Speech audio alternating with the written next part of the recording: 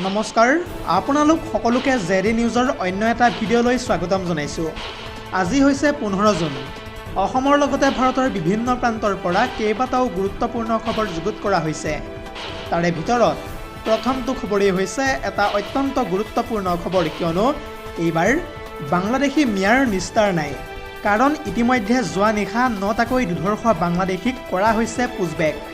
আৰু এই সন্দৰ্ভত সবিশেষ তথ্য চাওঁ আহক। পুনৰ জনাইছোঁ, বাংলাদেশীৰ বিৰুদ্ধে একশ্যন কণ্টিনিউ আছে প্ৰশাসনৰ। অসমত বাংলাদেশী মিয়াৰ একেবাৰে যিহেতু নিস্তাৰ নাই, ইতিমধ্যে যোৱা নিশা 9টাকৈ বাংলাদেশীক পুছবেক কৰিছে প্ৰশাসনে। মানকাছাৰৰ ভাৰত বাংলাদেশ সীমান্তৰে পুছবেক কৰা হৈছে আটাইকেইটা বাংলাদেশীক।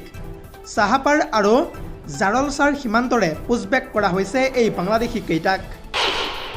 পৰৱৰ্তী খবৰটো হৈছে, বৰ্তমান সময়ত যেনেদৰে পেট্ৰল ডিজেলৰ মূল্য বৃদ্ধিয়ে জনতাৰ মূৰত প্ৰচণ্ডভাৱে ৰামটাঙন সোধাইছে, ঠিক তেনেদৰে আহি থকা 1 জুলাইৰ পৰা ৰাজ্যত হুৰাহুৰে বৃদ্ধি পাবলৈ গৈ আছে বাছৰ ভাড়া। আৰু এই সন্দৰ্ভত সবিশেষ তথ্য চাওঁ আহক। পুনৰ জনাইছোঁ, ইন্ধনৰ মূল্য বৃদ্ধিৰ মাজতে ৰাজ্যত এইবাৰ বৃদ্ধি হ'বলৈ গৈ আছে বাছৰ ভাড়া। আহি থকা 1 জুলাইৰ পৰা ৰাজ্যত বৃদ্ধি পাব বাছৰ ভাড়া। বাছৰ ভাড়া বৃদ্ধিৰ সিদ্ধান্ত ইতিমধ্যে গ্ৰহণ কৰিছে অসম মটৰ পৰিবহণ সংস্থাই। প্ৰায় 70% ভাড়া ইতিমধ্যে বৃদ্ধিৰ সিদ্ধান্ত ৰাজ্যত গ্ৰহণ কৰা হৈছে। জানিব পৰা মতে যোৱাকালিৰ দিনটোত বাছৰ ভাড়াৰ সন্দৰ্ভত চৰকাৰক ইতিমধ্যে আবেদন জনাইছে অসম মটৰ পৰিবহণ সংস্থাই। আৰু যদিহে কেনেবাকৈ চৰকাৰে এই সন্দৰ্ভত মঞ্জুৰি আগবঢ়ায়, তেন্তে অসমত অতি শীঘ্ৰেই কাৰ্যকৰী হ'ব 70% ভাড়া বৃদ্ধিৰ প্ৰস্তাৱ। আজিৰ আমাৰ পৰৱৰ্তী খবৰটো হৈছে আন এটা বহুতেই বেছি গুৰুত্বপূৰ্ণ খবৰ, কিয়নো কেইটিমান মুহূৰ্তৰ পূৰ্বে মুখ্যমন্ত্ৰী হিমন্ত বিশ্ব শৰ্মাই ভাৰত বাংলাদেশ সীমান্তত থকা কাটাতাৰৰ বেৰৰ সন্দৰ্ভত এক প্ৰকাৰ কেইবাটাও গুৰুত্বপূৰ্ণ মন্তব্য কৰিছে।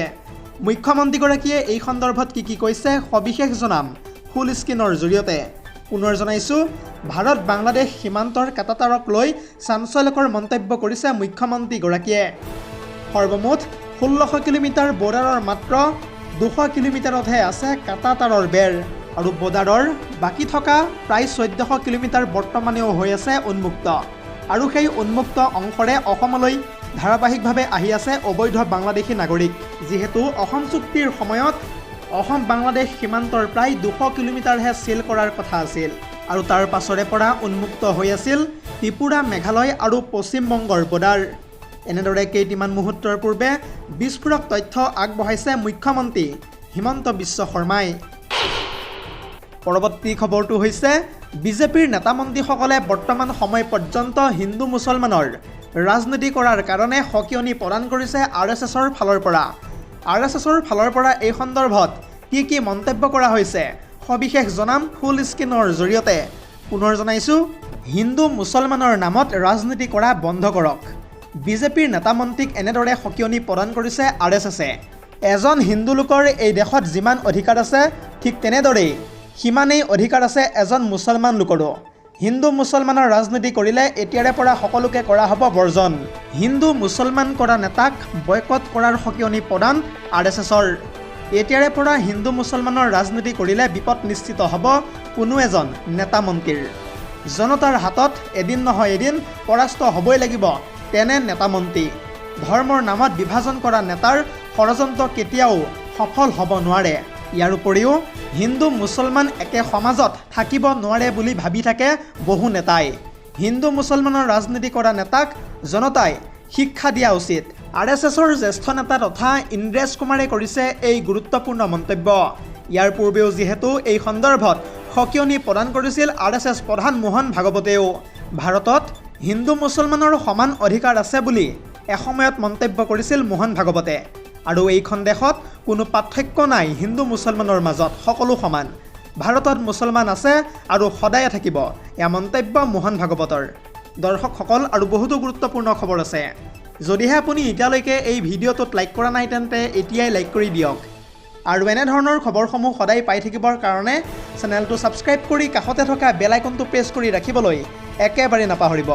পৰৱৰ্তী খবৰটো হৈছে আন এটা অত্যন্ত গুৰুত্বপূৰ্ণ খবৰ, কিয়নো এতিয়াৰে পৰা 18 বছৰৰ ওপৰৰ কোনো এজন লোকে অসমত নাপাব আধাৰ কাৰ্ডৰ সুবিধা। কেবিনেট বৈঠকত এই ডাঙৰ মন্তব্য কৰিছে মুখ্যমন্ত্ৰী হিমন্ত বিশ্ব শৰ্মাই। আৰু এই সন্দৰ্ভত সবিশেষ তথ্য চাওঁ আহক। পুনৰ জনাইছোঁ, আধাৰ কাৰ্ডক লৈ আহি গ'ল ডাঙৰ খবৰ। ৰাজ্যত 18 বছৰৰ ঊৰ্ধ্বৰ সকলো লোকে নাপাব এতিয়াৰে পৰা আধাৰ কাৰ্ডৰ সুবিধা। হিমন্ত চৰকাৰৰ অনুমতি সাপেক্ষেহে এতিয়াৰে পৰা লাভ কৰিব আধাৰ কাৰ্ড। ৰাজ্য চৰকাৰে অনুমতি দিলেহে জিলা আয়ুক্তই এতিয়াৰে পৰা দিব পাৰিব আধাৰ কাৰ্ডৰ সুবিধা। অবৈধ বাংলাদেশীৰ বাবেই এই সিদ্ধান্ত ইতিমধ্যে গ্ৰহণ কৰিছে ৰাজ্য চৰকাৰে।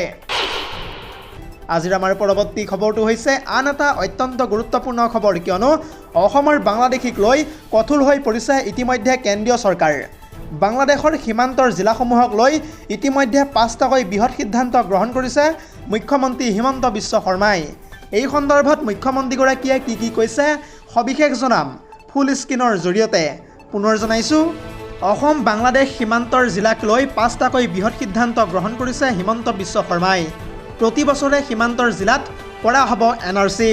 ইয়াৰ উপৰিও প্ৰতি বছৰত এবাৰকৈ হ'লেও সীমান্তৰ জিলাসমূহত পৰীক্ষা কৰা হ'ব পৰিচয় পত্ৰ।